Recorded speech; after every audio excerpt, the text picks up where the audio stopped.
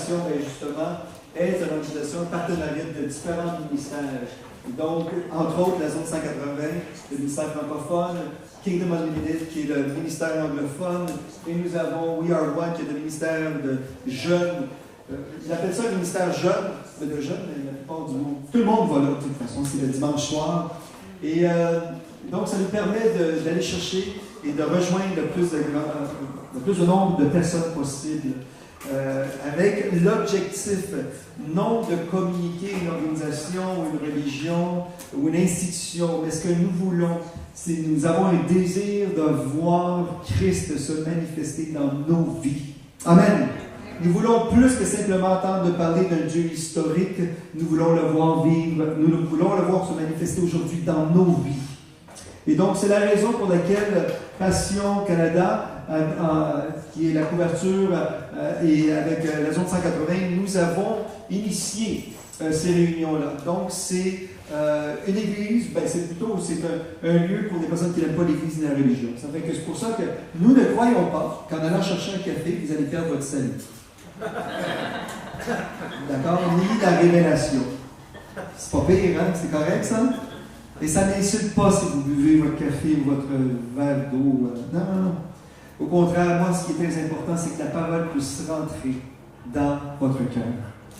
Amen? Est-ce que vous direz qu'on commence?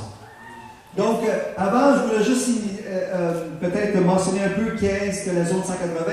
La zone 180 est basée essentiellement sur un passage des Écritures qui se trouve dans 2 Corinthiens 5, 17. Et la Bible nous dit dans 2 Corinthiens 5, 17, un passage que la plupart d'entre vous connaissez peut-être par cœur. Si quelqu'un est en Christ, il est quoi? En d'autres mots, si je m'en allais dans un chemin durant un temps de ma vie, aujourd'hui, quand tu rencontres Christ, nous croyons que c'est un changement total de direction. Et c'est comme ça, nous croyons qu'à la zone 80, nous voulons amener une expérience avec Dieu. Et non seulement une expérience personnelle, mais aussi émotionnelle, mais nous voulons aussi qu'il y ait une transformation. Et nous croyons une transformation surnaturelle. C'est pour ça que nous croyons que même pendant que vous êtes assis ici présentement, nous croyons que Dieu peut agir. Amen. Dieu peut agir parce qu'il ne dépend pas de moi, il ne dépend pas que j'impose les mains sur vous, parce que nous avons ce concept, nous voulons éliminer cet élitisme qui s'est installé dans les églises, où seulement le prédicateur ou la personne sur la chaire avait l'onction pour relâcher les dons, imposer les mains, prier. Non, non, non, c'est fini cette saison-là. Retournons à l'essence même des actes des apôtres, où c'est chacun amenait ce que Dieu lui avait donné. Que ce soit don, que ce soit talent, et le surnaturel n'est pas réservé à une personne, elle est pour chacun d'entre nous. Amen. Et je veux juste conclure cette petite parenthèse. Alors qu'on prenait un café il y a quelques semaines, une personne a été guérie là. On prenait un café. Elle était guérie là. Pourquoi? Parce que Dieu n'est pas limité à l'environnement qu'on veut créer ou bâtir une onction artificielle. Dieu agit quand on l'invite à agir. Amen. Donc, la zone 180 est ici. Pourquoi? On veut inspirer. Donc, à travers la parole de Dieu, on veut équiper. Toujours à travers la parole de Dieu, on veut déployer selon la parole de Dieu. Pourquoi? Parce qu'on ne veut rien retenir. Parce que nous croyons que la multiplication, ce n'est pas juste une question de grossir en tant qu'organisation, mais nous croyons qu'en déployant les enfants de Dieu, le royaume s'expand. Amen. Donc, est-ce que vous direz qu'on rentre directement dans le sujet de ce matin? Est-ce que vous êtes prêts? Oui. Qui veut recevoir quelque chose ce matin? Juste m'assurer.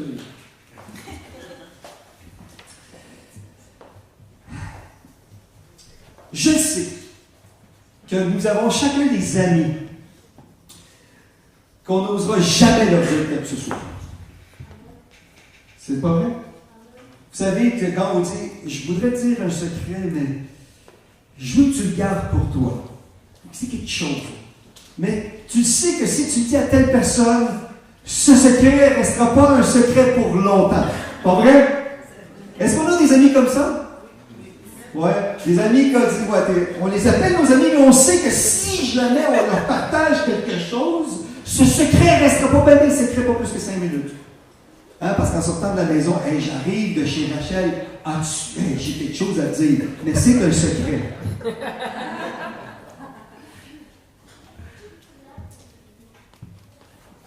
Il y a quelque chose de particulier au sein de l'histoire de l'humanité. Il y a des secrets qu'on veut élucider, que ça fait des années, des siècles, des millénaires qu'on essaie de comprendre certaines choses. Et entre autres, un, c'est le secret de la vie après la mort. Qu'est-ce qui arrive après la mort? Hein? Pour nous qui comprenons les Écritures, nous savons qu'il y a quelque chose qui nous attend. Et on a même hâte. Pour nous, comme l'apôtre Paul dit, c'est un gain, la mort. Mais pour plusieurs, la mort reste un mystère. Donc, que ce soit dans toutes les civilisations, ils ont un concept de qu'est-ce qui peut arriver après la mort, parce qu'ils essaient encore d'élucider ce mystère. Il y a un autre mystère qui est quand même assez incroyable, c'est un mystère un peu plus local. Ici, au Nevada, aux États-Unis, il y a quelque chose qui s'appelle la zone 51. Et selon ce qui arrive dans cette région-là, ils ont vu toutes sortes d'objets volants non identifiés. Et c'est une base militaire qui officiellement n'existait pas. Et elle a été dévoilée ou déclassifiée par le gouvernement américain seulement en 2013. Donc, toute personne qui s'approchait de cette zone-là risquait même l'emprisonnement ou de se faire tuer sur le coup. C'était une zone secrète dans laquelle on voyait ils faisaient des essais sur des avions. Certains disent même qu'en 1958-59, je crois, lorsqu'un ovni est atterri dans le désert, ils ont trouvé un extraterrestre emmené dans cette base-là, et jusqu'à ce jour, ils font des expériences sur la technologie qu'ils ont découverte. C'est un mystère, je le situe, moi. À vrai dire, ça ne m'intéresse pas. Mais c'est que ça fait des années qu'ils essaient de trouver, de rentrer, de découvrir qu'est-ce qui arrive dans la zone 51. Donc, étant donné que le gouvernement américain l'a déclassifié, maintenant ils savent que c'est une base militaire, ils ont ouvert une nouvelle base. Ça ne s'appelle plus la zone 51, j'ai oublié c'est quoi son nom. Il y avait aussi, il y a encore le mystère des pyramides. On essaie encore de comprendre les raisons des pyramides. Qu'est-ce qu'il y avait? Comment ça fonctionnait à l'intérieur? Pourquoi? Qui a construit ces pyramides? Quelle technologie qu'ils ont utilisée? Est-ce que c'est une technologie qui venait des révélations de l'au-delà? Ils essaient encore d'élucider le mystère des pyramides. Certains s'aventurent même, ils osent dire qu'ils ont trouvé la solution ou le secret de comment ça a été bâti. Mais à vrai dire, il n'y a personne qui a l'ultime ou la vérité absolue sur c'est quoi ce phénomène-là. Et bien sûr, il y a un autre mystère qui est un peu plus proche à nous. Ce mystère est un peu plus particulier parce qu'on essaie de découvrir comment est-ce que le caramel est introduit dans ce chocolat. Mais là, je suis heureux de vous apprendre que dans YouTube, il montre comment c'est fait. Le secret a été dévoilé, donc on peut mettre un X sur ça. D'accord? Ouais, c'est ce que je vous dis, excuse. Ouais. Le caramel, maintenant on sait comment est-ce qu'il fait des caramels, hein? Le caramel. Et récemment, on a initié un nouveau mystère, un mystère aussi, et c'est celui d'essayer de comprendre la femme. Donc, il y a un manuel, ça c'est l'introduction. Ça c'est le premier chapitre. D'accord? Et justement parce que qui peut comprendre? Mais je bénis Dieu pour mon épouse, merci Seigneur.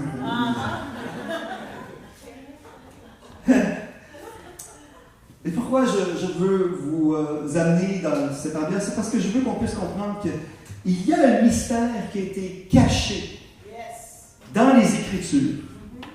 Il a été caché dans les Écritures, mais a été révélé à nous. Et c'est tellement fantastique que la plupart d'entre nous, nous croyons savoir quel est ce mystère. Et certains d'entre nous, peut-être, nous connaissons ce mystère, mais le problème est le suivant, c'est qu'on ne sait pas comment activer ce mystère. Ça fait de nous des chrétiens religieux ou des chrétiens de routine. En espagnol, nous appelons ça des chrétiens des cadochos. Des cadochos, c'est une expression qui est composée de deux mots, cada ocho. Donc, à chaque 8 jours. Donc, quelqu'un qui va à chaque 8 jours à l'église. Donc, et malheureusement, on en est rendu là où on croit connaître, on a beaucoup de connaissances, parce que jamais dans l'histoire de l'humanité, il y a eu autant de connaissances, des Écritures, d'accès à l'information, accès à des vidéos, accès à des conférences en ligne. Dernièrement, j'étais devant mon iPad, en train de voir une des conférences en Miami. il y avait 26 000 personnes dans le stade, puis 150 pays connectés, je ne sais pas combien de langues en simultané, et je regardais ça.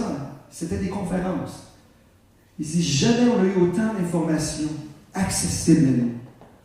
Mais c'est drôle que malgré l'accès à cette information, plusieurs vont à l'Église de façon routine sans découvrir vraiment ce que Dieu nous a donné comme secret et comme outil.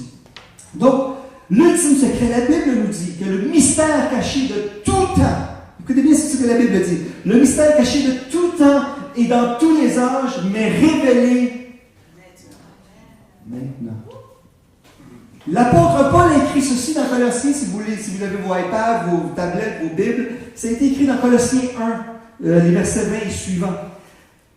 La Bible nous dit qu'il y a un mystère qui avait été caché à l'humanité dans le passé. Elle avait été cachée, ce mystère avait été caché, mais révélé quand? Ma fille, elle a répondu. Donc, pour pas que vous vous sentiez mal, vous devez répéter la question. Quand est-ce qu'il a été révélé, ce mystère? Ah, et voilà. Comment? Donc, ce mystère, on va voir que ce mystère, c'est un mystère qui a été révélé. On va voir aussi que ce mystère manifeste un royaume. À travers ce mystère, le royaume est manifesté. On va voir aussi qu'à travers ce mystère, la vie, notre vie, est transformée. Et dernièrement, nous allons voir aussi qu'à travers ce mystère, la puissance de Dieu est extériorisée. À travers ce mystère. Avez-vous entendu entendre le secret du caramite? Oui? Le secret de ce matin? Bon, on va rentrer. Voici. Le contexte de l'Épître de Colossiens a été écrit aux alentours des années 60, l'année 60 après Jésus-Christ. Alors que la ville de Colosse était une ville très prospère, très riche, mais à cause de l'établissement et l'expansion des villes proches, la ville de Colosse était en train de décliner dans son économie. Elle commençait à se vider, il commençait à avoir beaucoup de problèmes. En plus, à cause qu'elle était proche des ports, il y avait un mélange de pensée, de culture et de philosophie qui s'introduisait dans les églises établies à Colosse. Ce qui est particulier, et ça c'est incroyable quand on saisit cette notion, que l'église de Colosse n'a même pas été établie par l'apôtre Paul. Savez-vous que l'église des Colossiens n'a jamais été visitée même par l'apôtre Paul? Paul n'a jamais mis les pieds dans cette assemblée-là. C'est incroyable, non? Et ça, c'est simplement pour nous dire qu'il y a des choses, des fois, il y a des actions que nous portons qui vont avoir un impact au-delà de notre chaise. Dieu peut t'utiliser en date d'aujourd'hui sans savoir outre-mer. Il peut t'utiliser dans une autre ville, même si tu n'y as jamais mis les pieds. Et je veux croire que Dieu peut nous déployer, nous utiliser, peu importe où on se trouve. Paul, lorsqu'il écrivait cette épître, il était en prison. Et à travers la prison, il dit « Je livre un fervent combat ». Il disait ça en parlant de Colossiens. En d'autres mots, il livrait un combat spirituel étant en prison parce qu'il voulait voir, il avait un vif désir de voir l'église de Colossiens être établie et bâtie. Maintenant, nous allons toucher le premier point de ce secret. La première chose, la Bible nous dit dans Colossiens 1, 24, 25, c'est dit « Je me réjouis maintenant dans mes souffrances pour vous. C'est dès que j'ai été fait ministre selon la charge de Dieu que Dieu m'a donnée auprès de vous, afin que j'annonce, dans l'ancien français, j'annonce pleinement la parole de Dieu. » Vous voyez? Je me réjouis maintenant de ce que je vis, parce que j'ai été chargé comme ministre, selon la responsabilité que Dieu m'a donnée, auprès de vous, afin que j'annonce la parole de Dieu. Voici notre révélation. La révélation de Jésus que nous avons. Écoutez bien ce que je vais vous dire, notez ceci. C'est très important. La révélation que nous avons de Jésus est directement proportionnelle aux épreuves vécues. Bon, l'introduction commence à faire mal un peu. Nous, en tant qu'enfants de Dieu, ne peut pas donner ce qu'on n'a pas. Est-ce que vous me suivez? Tu ne peux pas donner ce que tu n'as pas. Et la révélation que l'apôtre Paul avait de Jésus était en fonction des souffrances qu'il avait vécues. Il se réjouissait dans ses souffrances et dans la prison, il écrivait des épîtres et il envoyait ça, il l'établissait, il faisait croître les églises à distance. Simplement pour vous dire que Dieu ne sera pas limité par l'environnement dans lequel vous vous trouvez s'il veut vous utiliser. Ah non. Dieu ne sera pas limité par la situation que tu vis s'il veut t'utiliser. Il va t'utiliser peu importe où est-ce que tu te trouves, dans la situation que tu te trouves, que tu sois en prison, que tu sois en train de pleurer, Dieu peut t'utiliser pour bâtir quelque chose. Amen. Donc, notre révélation est directement proportionnelle aux épreuves vécues. Paul était un homme qui avait été brisé, non seulement dans son corps, mais dans sa personne. Et c'est le seul qui n'a jamais marché avec les 12, qui ose dire, tel que ça m'a été révélé par Jésus même. Il parlait du repas du Seigneur. Le repas du Seigneur a été révélé à Paul par Jésus même. Donc, il a été transporté dans le passé. Et la Bible dit que Paul dit, j'ai vu comment le repas a été servi. C'est l'apôtre Paul qui dit ça. C'est pourquoi? Parce que c'est un homme qui avait vécu tellement d'épreuves. Et en fonction de son brisement, vient la manifestation de Dieu dans sa vie. Amen.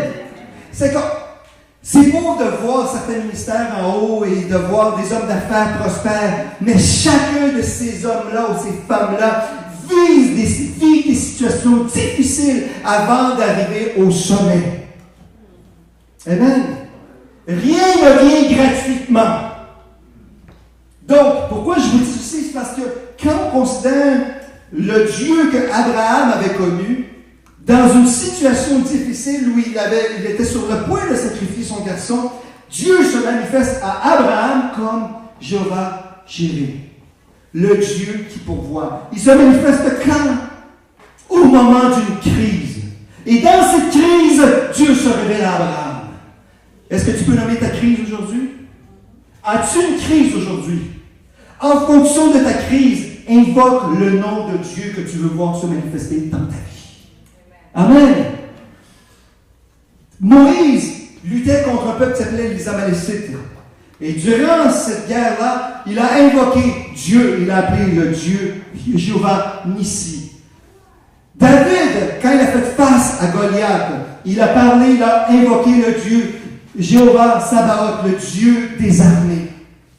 Pourquoi? Parce que le peuple d'Israël vivait sa crise. Et David en avait plein et il avait dit assez.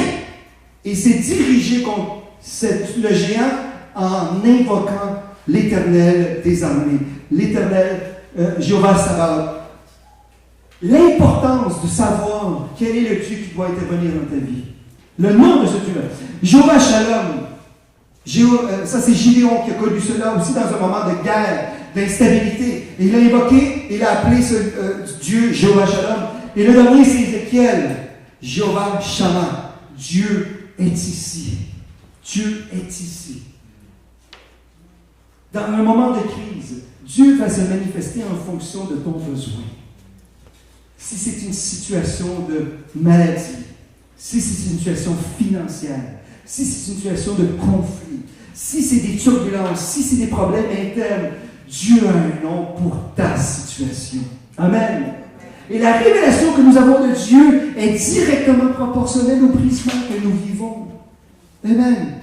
Il y a des choses que je n'ai pas encore vécues. Et ce que j'ai vécu me donne ce degré de révélation. Et j'ai hâte, je ne peux pas dire j'ai hâte aux souffrances. Et je ne veux pas être un prophète de malheur, mais la Bible dit que dans ce monde, nous allons quoi? Souffrir. Et savez-vous qui a dit ça? Jésus même. J'aime pas cette prophétie-là, hein? Mais si je vous dis, vous allez être prospère! Personne ne veut être prospère? Ok, bon, d'accord. Mais si je vous dis, dans ce monde, vous allez souffrir. Pourquoi? Pourquoi? Parce qu'il est nécessaire, cette souffrance va nous amener une fraîche révélation de Dieu dans ce moment précis de notre vie. Amen. Est-ce qu'on est avec moi encore? Donc, notre révélation de Jésus est directement proportionnelle aux épreuves vécues. Donc, j'espère que vous n'allez jamais avoir à faire face à un gars de cette grandeur-là. Il doit peser au moins 600 livres, hein, monsieur?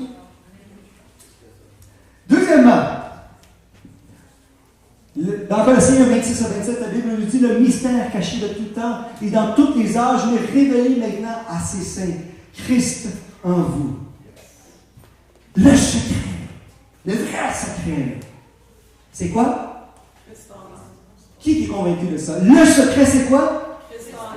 Est-ce que vous réalisez ce que la Bible est en train de dire?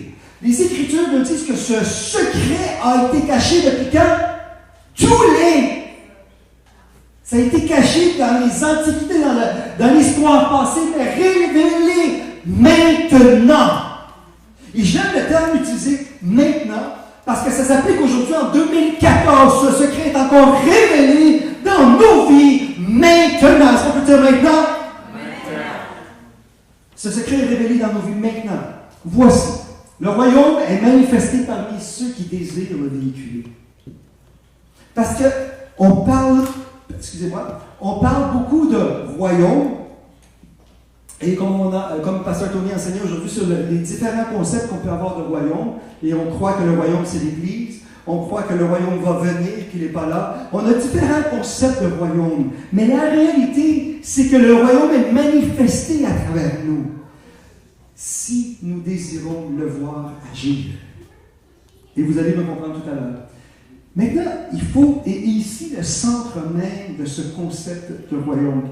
Je vais juste tourner, vous allez m'excuser, je vais juste tourner dans les Écritures, dans Colossiens 1:13. OK. Et voici ce que Colossiens 1:13 nous dit. Qui nous a délivrés, donc je vais commencer dans le verset 12, rendez grâce au Père, qui vous a rendu capable d'avoir part à l'héritage des saints dans la lumière, qui vous a délivré de la puissance des ténèbres, et nous a transportés dans le royaume du Fils de son amour. D'accord? Ça dit, il nous a délivrés de la puissance des ténèbres, de 1. OK? Ce Fils nous a... Et je veux juste que vous puissiez comprendre mon raisonnement derrière ce passage. Il nous a délivrés de la puissance des ténèbres. Le verset 16 nous dit comme suit. Ça dit, car en lui ont été créées toutes les choses. Amen. Est-ce qu'on peut dire toutes les choses? Toutes les choses qui sont dans où? Et où? Les visibles, les invisibles, trône, dignité, domination, autorité. Tout a été créé par lui et pour. OK. Et dernièrement, vous allez voir, c'est 3 versets très importants. Le verset 20. Le verset 20 qui nous dit ceci. Il a voulu par lui réconcilier tout avec lui-même, tant ce qui est sur la terre et ce qui est dans les cieux, en faisant la paix par lui, par le sang de la croix. OK. Maintenant ici, là, l'essence même de ce passage-là, l'importance de comprendre de ce secret que Dieu veut nous révéler. On le lit tellement de fois, ce passage-là, mais tant aussi longtemps qu'on ne comprend pas l'essence même de l'importance qu'a ce verset, nous allons vivre une vie routinière, traditionnelle et religieuse. OK? OK. Maintenant, je vous ai mentionné qu'il nous a transportés des ténèbres à la lumière, qui nous a délivrés, et en plus qu'il a réconcilié terre et ciel. D'accord? Qu'est-ce que ça dit? Les 3 derniers mots. Christ. OK. Maintenant, est-ce qu'on peut essayer de rejoindre les 3 versets que je vous ai dit avec Christ en vous? Celui, d'accord? Donc le secret qui demeure en moi, donc Christ, qui m'a transporté d'un royaume à un autre, est où? En nous. OK. Deuxièmement, celui qui a réconcilié le ciel et la terre, le visible et l'invisible, est où? Est-ce que vous comprenez de l'importance que ce verset a? Il est où, ce Christ-là? C'est pour ça, écoutez bien ici, là c'est la bombe, c'est pour ça que quand je parle et je prie, je ne demande pas permission. Ah non, hein? Vous comprenez? C'est pour ça que quand je parle, il a dit que toutes les choses qui ont été créées par lui, pour lui, où est ce Christ? Est en Christ, non? Et où est ce Christ? C'est pour ça que nous avons accès à la délivrance. Savez-vous pourquoi? Parce que celui qui nous a délivrés du royaume des ténèbres est où? Vous n'êtes pas convaincus? Il est où? Ce Dieu qui m'a transféré, qui m'a transplanté, m'a déraciné du royaume des ténèbres et m'a établi dans son royaume étant. Vous voyez? C'est pour ça que quand nous prions, des fois, il y a des personnes qui trouvent audacieux comment vous priez, mais pourquoi je prierais d'autre façon? Amen. Je vais vous donner un exemple. Et j'aime donner cet exemple-là parce que c'est pas moi qui l'ai fait, mais c'est Pasteur Tony. Est-ce qu'on peut utiliser Pasteur Tony comme exemple? Pour ceux qui ne savent pas ce qui est arrivé. Quand mon garçon est né, il est né avec un problème au niveau de ses oreilles. Et les 6-7 premiers mois, il a souffert tous les jours de sa vie. Tous les jours de sa vie. Et croyez-moi, je priais, puis ouais, il essaye, puis là, tu pleures, tu es à l'hôpital, puis tu essayes, puis tu pries, puis tu crois, tu me crois. Amen? Est-ce que ça nous arrive, ça? OK. Et un jour, j'étais seul avec lui, et Pasteur Tony faisait l'appel dans une église, et je me suis avancé avec lui. Avec mon garçon. Et Pasteur Tony est venu me voir, il m'a dit, qu'est-ce qu'il a ton garçon? Il m'a dit, j'ai dit, il y a un problème au niveau des oreilles. Et il souffre, il y avait une odeur à putréfaction qui sortait de ses oreilles, des liquides, il se grattait tellement, il y avait du sang tous les soirs, on l'entendait dans les nuits entendre, parce qu'il se mettait ses doigts dans ses oreilles, il y avait beaucoup de liquides qui sortaient, il ne nous laissait pas dormir, il souffrait de ça. Et là, j'explique ça à Pasteur Tony, mais lui, il n'avait pas l'air d'être intéressé dans mon histoire. Lui, il voulait prier. Et il m'a dit, OK. Là, il a commencé, et voici sa prière. Il a dit, Seigneur, nous prions et nous déclarons un système auditif neutre et nous prions pour un miracle créatif maintenant. Amen. Et il est parti. C'est tout ce qu'il a dit. Mais pourquoi on est capable de prier de cette façon? Pourquoi? Pourquoi? Parce que celui qui a créé tout, étant tout, étant.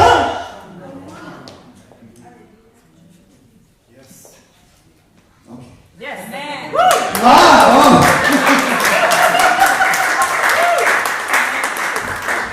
Pourquoi? C'est parce que je veux qu'on ait une culture ici de surnaturel. Vous comprenez? Il faut qu'on ait une culture de surnaturel, que je n'ai pas besoin d'aller demander permission.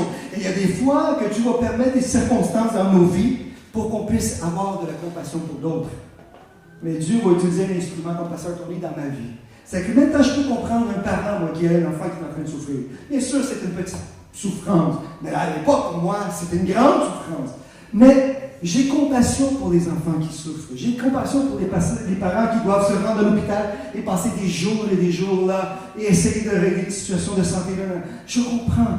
Mais je comprends aussi que je ne dois pas seulement me limiter à ça. Je comprends aussi que ce Christ est en moi. Amen. Et le verset 20, c'est bien ça le verset 20 que je veux dire. Il a voulu par lui réconcilier quoi? Ça dit, il a voulu par lui réconcilier tout avec lui-même, tant ce qui est sur la terre comme ce qui est dans les cieux. C'est pour ça, cieux, terre. Cieux. Les deux bouts. Il a voulu tout réconcilier en Christ qui est en moi. Amen.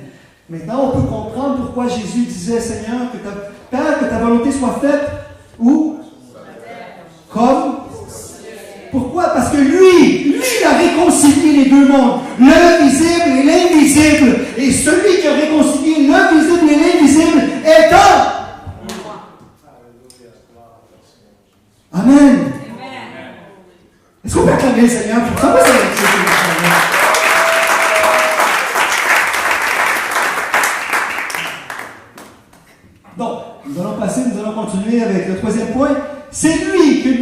exhortons tous les hommes enseignants, tout homme en toute sagesse, afin de rendre tout homme parfait en Jésus. Mais, c'est une grosse recette, ça. Hein? C'est toute une liste d'épicerie, ça. Donc, Paul avait une préoccupation. C'est de quoi? De créer une élite, selon ce verset-là? Non. C'était pas de créer une élite. C'était quoi l'intention de Paul dans ce verset-là? Il y a d'autres passages qui disent, lui, il avait le mandat de préparer l'épouse devant le Père. Hein? Il avait le mandat de préparer l'épouse devant le Père. Et lui, dans ce passage-là, il est en train de dire qu'il annonce, en exhortant tout homme et enseignant tout homme en toute sagesse afin de rendre tout homme parfait en Jésus-Christ.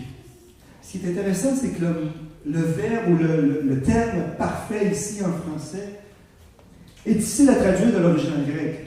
Parce que ce qu'il veut simplement dire, c'est qu'il veut avoir des hommes matures, complets, auxquels il ne manque rien comme équipage. C'est ça que ça veut dire. Amen. Amen. Voici ce que... Donc, la parole n'a pas été donnée pour nous informer.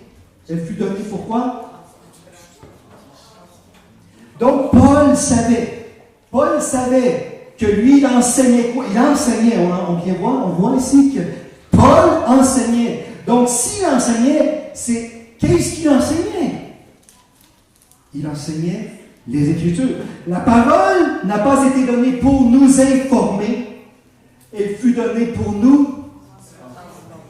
Donc, c'est pour ça que Paul est capable de dire, je veux présenter devant Dieu des hommes parfaits ou des hommes matures, des hommes accomplis, des hommes dans leur mission, des hommes qui ont compris leur raison d'être, des hommes qui vont exécuter le ministère. Il a compris ça, Paul, et sa fonction était de préparer des hommes parfaits ou des hommes matures. Donc, si je répète le numéro 3, la parole n'a pas été donnée pour nous informer, elle fut donnée pour nous transformer. Maintenant, j'étais de ceux que quand j'ai commencé le ministère, j'ai commis une grave erreur. Hein? Vous savez, quand on commence, on fait des bêtises, des niaiseries, puis des choses que, moi, j'aurais dû jamais faire ça. J'avais en haute estime tous mes livres de théologie. Mais des livres de théologie, j'en avais. Et bon, ça m'aidait à comprendre le contexte, ça m'aidait à tellement de choses, et j'en avais des séries de livres de théologie. Jusqu'à temps que je réalise que c'était rendu une idole pour moi, cette connaissance, parce que j'aimais débattre, j'aimais me pogner avec elle, j'aimais des chicanes. Et comme j'aimais la chicane, j'aimais être informé pour être capable de débattre. Ça servait à quoi tout ça? Et dans ce temps-là, j'avais mes disciples, parce que j'étais pasteur jeunesse. Malheureusement, ils sont restés dans ce moule-là de débattre, mais de ne voir aucune vie transformée. C'est pour ça qu'il y a quelques années, j'étais sur un stage de l'Assemblée, et il y avait des prédicateurs, il y avait des doyens d'instituts bibliques, et j'ai lancé une bombe que je ne savais pas comment tous ces hommes de Dieu étaient, je ne savais pas comment s'asseoir, ni comment me regarder. Parce que j'ai dit ceci, j'ai dit, aujourd'hui, je renonce à toute cette théologie. Là, ils m'ont regardé. C'est pas qu'elle est mauvaise, c'est parce qu'elle avait une mauvaise place dans mon cœur. À quoi ça servait toute cette connaissance si je ne voyais pas le surnaturel dans la vie des personnes? Parce que la Bible, que vous le vouliez ou non, et ça je vais le prêcher la semaine prochaine, le thème de la semaine prochaine, ça s'appelle Intervention divine. Quand Dieu est intervenu dans le monde physique, il a commencé avec quoi? En créant un monde à partir de rien. Très bien, pas vrai? Quand il a commencé, quand l'histoire du Nouveau Testament commence, elle commence avec quoi? Elle a commencé avec une femme, une vierge, qui donne naissance à un enfant. Une autre intervention surnaturelle. Et quand le livre des Actes des Apôtres commence, Il commence avec quoi? Avec une intervention surnaturelle au sein d'un groupe. Donc, quand on comprend que Dieu, quand il agit dans nos vies, il n'y a rien qui va le retenir. Amen. Donc, la parole n'a pas été donnée pour nous informer, elle fut donnée pour nous instruire. Pourquoi? La parole a tellement de symboles dans les Écritures. Elle est identifiée comme feu, comme une épée, comme un marteau, comme un miroir, comme une semence, comme une lampe. Tout ça avec le but de nous amener où Dieu veut nous voir établis. Des hommes quoi? Matures, parfaits, dans notre juste fonction. Amen. Et dernièrement, 4e point. Voilà pourquoi je travaille et que je ne tombe pas par la force du Christ qui agit puissamment. En quoi? Est-ce que vous comprenez que l'apôtre Paul, c'est un homme qui connaissait bien les Écritures? On s'entend là-dessus? Mais comment ose-t-il dire ça? Ça fait qu'à travers la littérature et la théologie, on va résumer cette expression-là à ceci. Il avait la grâce pour supporter l'épreuve de la prison. C'est résumé à ça, là. Est-ce que c'est ça que le passage dit? Est-ce que c'est ça que le passage dit? Le passage ne dit pas ceci. Le passage dit un peu plus. La puissance en moi est extériorisée lorsque les autres deviennent une priorité.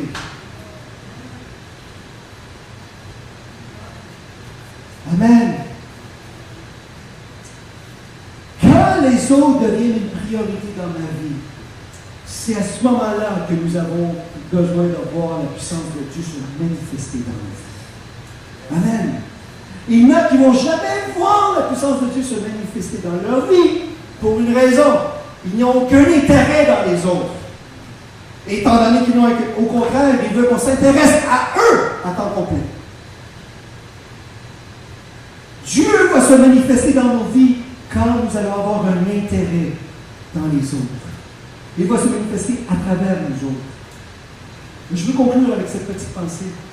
Il y a quelques années, ma fille devait avoir 3 ans. Et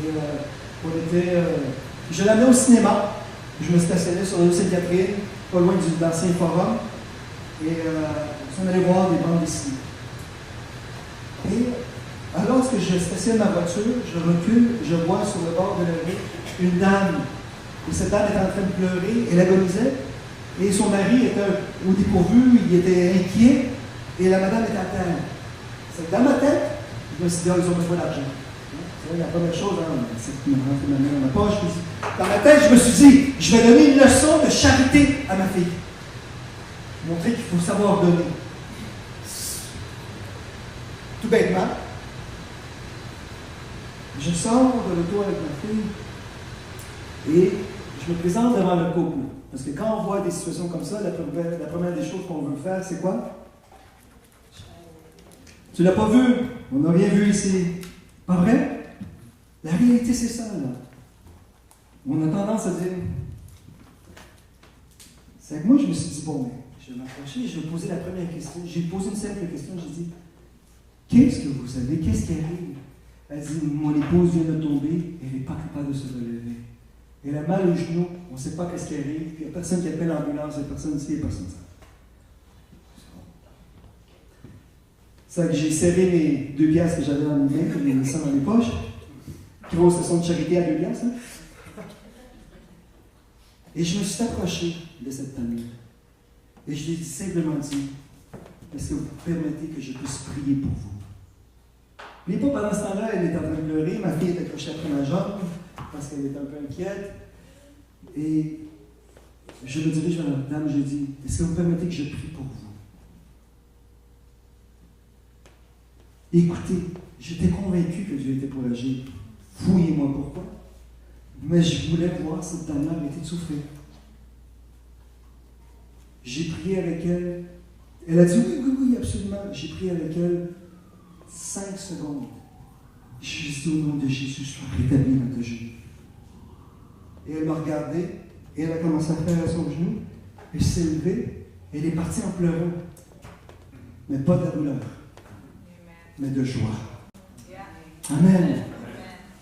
Parce que Dieu se manifeste, il est extériorisé lorsque les autres deviennent une priorité.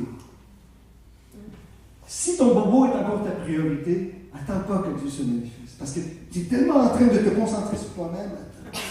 Non, non, non. Sors, donne-toi, déverse-toi. Amen. Agis, donne ce que tu as. Et tu sais que tu as tant à donner. Attends pas de permission de qui que ce soit. Donne ce que Dieu t'a donné. Pourquoi? Parce que ce dépôt est en toi avant même la création du monde. Et ça attend seulement que ça sorte et que ça puisse sortir. Ça veut exploser. Et ça attend après que tu prennes une décision. Ça attend après une décision seulement. Amen. Donc la puissance en moi est extériorisée lorsque les autres deviennent une priorité. Amen. Et plus que je veux. Et est-ce que ça fonctionne tout le temps à chaque fois que je prie pour un malade? Non. Est-ce que je vais arrêter pour autant? Est-ce que je vais arrêter pour autant? Non. Non. Et c'est ça le problème avec les théologiens. Étant donné que ça ne marche pas tout le temps, je n'ai pas besoin de le faire. Dieu va agir quand il voudra. Savez-vous quoi? Moi, je préfère vivre ce que les apôtres vivaient. Dans le livre des Actes des Apôtres, il y a 40 interventions surnaturelles de Dieu dans ce livre-là. Que ce soit des visitations d'anges, des guérisons, des ressuscités, il y a environ 40 manifestations surnaturelles. D'accord? De ces 40-là, 39 ont pris place où? Dans l'église? Dans une synagogue? Dans un lieu religieux? 39 de ces manifestations sont arrivées dans la rue, dans une maison, dans le chemin, quelque part. Et une est arrivée seulement à l'entrée au portique du temple. C'était même pas à l'intérieur du temple, c'était au portique du temple. Qu'est-ce que ça me dit dans le livre des Actes des Apôtres? Ça veut dire que Dieu va agir quand tu vas t'intéresser en quelqu'un. Amen. L'ultime secret, le mystère caché de tous les temps et dans tous les âges est révélé maintenant à ses saints. Qui? Christ. Christ en dit à moi, Christ en. Voici l'ultime secret. Celui qui a uni ciel et terre, invisible et visible, est en toi. Amen. Est-ce qu'on peut se lever, s'il vous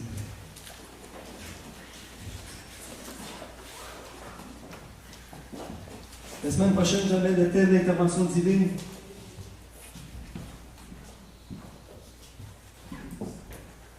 Je veux remercier tous ceux qui sont avec nous cet après-midi, matin, je ne sais plus quelle heure qu'il est. Merci pour nous accompagner et que Dieu puisse semer cette parole dans vos cœurs et qu'elle puisse produire un fruit et un fruit abondant.